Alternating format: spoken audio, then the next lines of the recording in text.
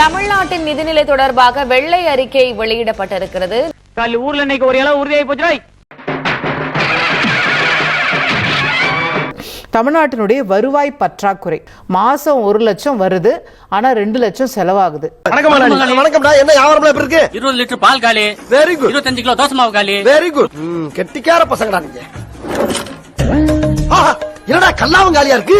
அரசு பொதுத்துறை நிறுவனங்களின் கடன் பொறுப்புகளை உள்ளடக்கியது உட்பட தமிழ்நாட்டின் மொத்த கடன் 13.18 லட்சம் கோடியாக உள்ளது.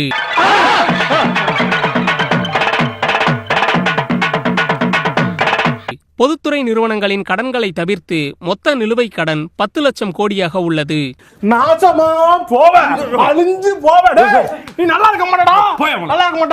வருவாயில் 22.8% வட்டி செலுத்துவதற்காகவே செலவிடப்படுவதாகவும் வெள்ளை அறிக்கையில் கூறப்பட்டுள்ளது. வருவாய் பற்றாக்குறை மட்டும் 78,000 கோடி ரூபாய் வருவாய் பற்றாக்குறை. குஜராத்தை பார்த்தோம்னா சர்ப்ளஸ் பட்ஜெட் போட்டுட்டு இருக்காங்க. அவங்க 25,000 கோடி ரூபாய் பற்றாக்குறை இல்ல, அவங்களுக்கு எக்ஸ்ட்ராவா சர்ப்ளஸ்ல இருக்கு பட்ஜெட். என் பக்கத்துல ஒருத்தன் தீஞ்சு போய் உட்காந்து வரான்டா. இல்ல, அவங்களுக்கு எக்ஸ்ட்ராவா சர்ப்ளஸ்ல இருக்கு பட்ஜெட். அவ்வளவு ஈவன் யூபி கூட சர்ப்ளஸ்ல இருக்கு அப்படின்றத பார்க்கிறோம். இப்போ என்ன பண்றீங்க?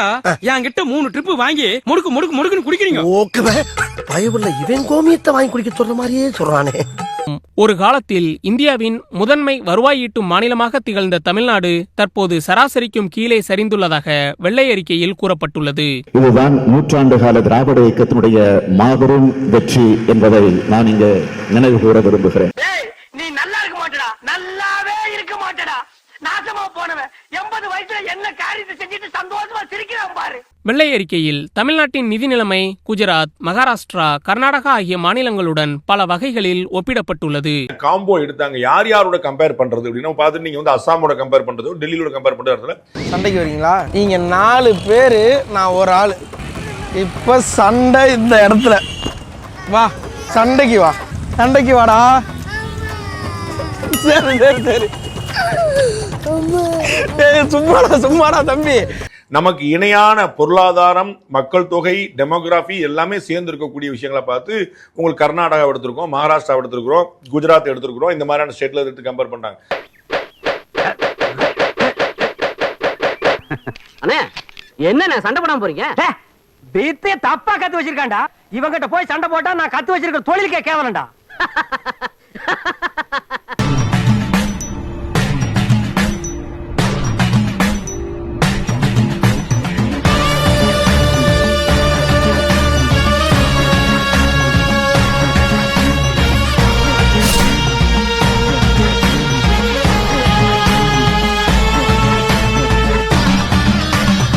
நம்ம சேனலோடைய வளர்ச்சிக்கு நீங்கள் கான்ட்ரிபியூஷன் செய்யணும் அப்படின்னு நினச்சிங்கன்னா இந்த QR கோட் மூலமாக உங்களால் முடிஞ்ச அமௌண்ட்டை நீங்கள் கான்ட்ரிபியூஷனாக நம்ம சேனலுக்கு அளிக்கலாம். நன்றி. அதுல எல்லா பேராமீட்டருமே ரொம்ப மோசமா செயல்பட்டு நம்ம தான் எந்த விதமான தொலைநோக்கு பார்வையும் இல்லாம ஃபியூச்சரிஸ்டிக்கா கொஞ்சம் கூட யோசிக்காம நம்ம இருந்த ஒரு கணக்கு காட்டுவோம் சொல்லி செஞ்சிருக்காங்கிறது தெரியுது. நல்ல சாவு வருமா? செத்தா குளிப்பாட்ட தண்ணி கிடைக்குமாடா? பொணந்துக்கு உங்களை வண்டி கிடைக்குமாடா? ரொம்ப பெரிய அதிர்ச்சி தரக்கூடிய விஷயம். இந்த அரசு நடவடிக்கையே எடுக்க சரியான விஷயம். அது எவ்வளவு பெருசா ஆக்ஷன் கூட எடுக்க முடியும். சட்டசபையில் பொய்யான தகவல்களை கொடுத்திருக்கிறார்கள், உண்மையை மறைத்திருக்கிறார்கள் அப்படிங்கிற ஒரு மிக முக்கியமான குற்றச்சாட்டு. நான் பேச மாட்டேன். வாய் புளித்ததோ மாங்காய் புளித்ததோ என்று பேச மாட்டேன். ஆதாரத்தோடு தான் பேசுவேன். காரணம் நான் கலைஞருடைய மகன். நீ ஒரு அண்ட புழுக, இவன் ஒரு ஆகாச புழுகன்னு எனக்கு தெரியும்டா. மாத்தி புழுவாதீங்க. 2020-21 காலத்தில் 5.13 லட்சம் கோடியாக இருந்த தமிழ்நாட்டின் கடன் 2025-26 நிதியாண்டில் 10 லட்சம் கோடியாக உயர்ந்துள்ளதாகவும் குறிப்பிடப்பட்டுள்ளது. அந்த சுதந்திரத்திலிருந்து 60 ஆண்டுகள்ல வாங்கின கடன் 5 ஆண்டுகள்ல வாங்கியிருக்கிறாங்க சொல்லுது. அப்போ இதற்கு முன்னாடி இந்த திமுக அரசு எவ்வளவு மோசமாக நிதியை கையாண்டிருக்கிறது ரொம்ப தெளிவா ஆழமா தெரியுது.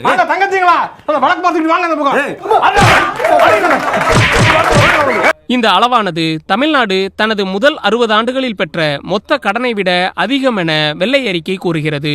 தனிநபர் ஒவ்வொருவர் மீதும் 1,28,934 ரூபாய் கடன் இருப்பதாகவும் வெள்ளை அறிக்கை கூறுகிறது.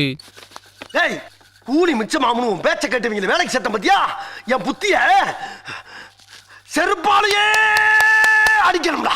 இப்படி ஒவ்வொரு ஆஸ்பெக்ட்லயும் தமிழ்நாட்டுல என்னென்னலாம் பஞ்சாயத்துன்னு சொல்லி சொல்லும் போதே அது அவரே சொல்லக்கூடிய ஒரு விஷயம் குஜராத் வந்து பியூட்டிஃபுல்லா இருக்குது. அப்ப வந்து குஜராத் மாடல் அப்படின்னு அந்த மாடல்ங்கிற வார்த்தைக்கு போன முறை வந்து திராவிட மாடல் சொல்லியிருந்தாங்க. குஜராத் மாடல்ங்கிற ஒரு வார்த்தையை முதல்ல கொண்டதுக்கு அது வந்து உண்மையிலேயே அப்ரிஷியேட் பண்ணப்பட வேண்டிய மாடல் தான் அப்படிங்கிறதுக்கு இந்த அரசு கொடுத்திருக்கக்கூடிய ஒரு சான்றிதழ் தான் ரொம்ப முக்கியமான ஒரு காம்ப்ளிமெண்டா பார்க்க வேண்டியது.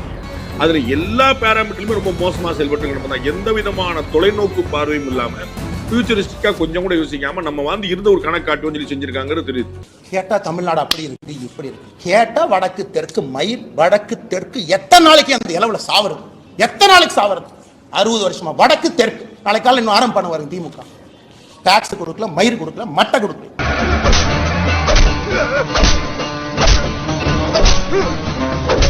அண்ணே அவன் அந்த அடி அடிச்சுட்டு போறான், வாங்கிட்டு சும்மா நிக்கிறீங்க. அடின்னு எவன்டா சொன்னா? எருமை வைத்தியம்டா அது. வைத்தியமா? மாநில வரி வருவாய் சரிவை ஒரு கொள்கை தோல்வி என வெள்ளை அறிக்கை கூறுகிறது. பின்னர் செய்தியாளர்களிடம் பேசும்போது மனித தவறு இந்த நிலைமைக்கு காரணம் என்றும் அமைச்சர் குறிப்பிட்டார். யார் அவரு? எனக்கே அவரை பார்க்கணும் போல இருக்கு.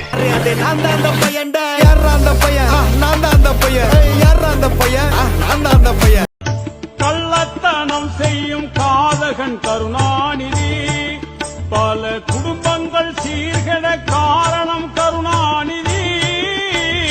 கள்ளத்தனம் செய்யும் ஒரே கடிதம் எழுதி ஒட்டுமொத்த தொண்டரின் தன்வசம் இருக்கிறார்கள்.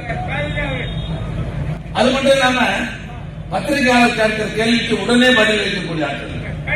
72 படங்களுக்கு திரைக்கதை வசனம் எழுதியிருக்கிறார் தலைவர். யாரு 100 ரூபாய் செலவு பண்ணி நம்ம தாவார பணம் வந்தீங்க, வெளியத்தில் போடுவீங்க. Hey, I've seen this one. This is a classic. அடுத்த நாள் காலையில மண்டிக்கு போவோம். யார் அவன்? வெளியே போறானே அந்த நாய் வெளியே போடு. அப்ப நான் மட்டும் நான் இழுச்சவாடா? ராத்திரிலாம் படுத்தா தூக்கமே வர மாட்டேங்குது. மே 4 தலைவர் தோத்துட்டாரு. ரிசல்ட்ட பாத்துக்கிட்டு இருந்த உதயநிதி டிவியை உடைச்சு அம்மா கிட்ட போய் அழுகுறாரு.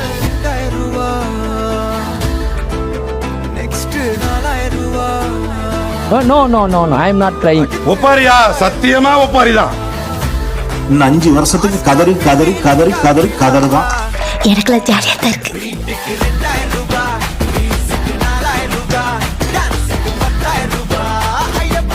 கான்ஃபிடென்ட்டா நான் சொல்றேன் உங்களுக்கு. ஊப்பியா? ஒரு ஊப்பியா சொல்லுவேன். We are proud கொத்தூஸ். சொன்னா மட்டும் போதுமா? எப்படி செயல்படுத்துவீங்க? இதுல வேற பெருமையா? என் தலைவர் தளபதியின் போர்வாள்னா நோ உதயனா தம்பினானா யார முறைக்கிறா? அடுத்து எப்ப தேர்தல் நடந்தாலும் மக்களே இந்த ஆட்சியை அகற்றுவாங்க. இவர் வந்து இத்தனை வருஷமா ஆண்டாரு, என்ன செஞ்சாரு? அதான் நல்லா போகுது, விஜய் நல்லா பண்றாரு. செய்யறேன்னு சொல்லிக்கிறாருல்ல, செய்வார். கேக்குதா சார்? ஸ்டார்ட் பண்ணு.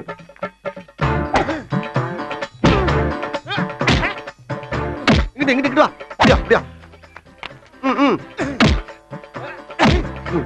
படைக்கலடி. மண்டையில மட்டும் அடிச்சிடாத, கொலைகேஸ்ல உள்ள போயிருவேன்.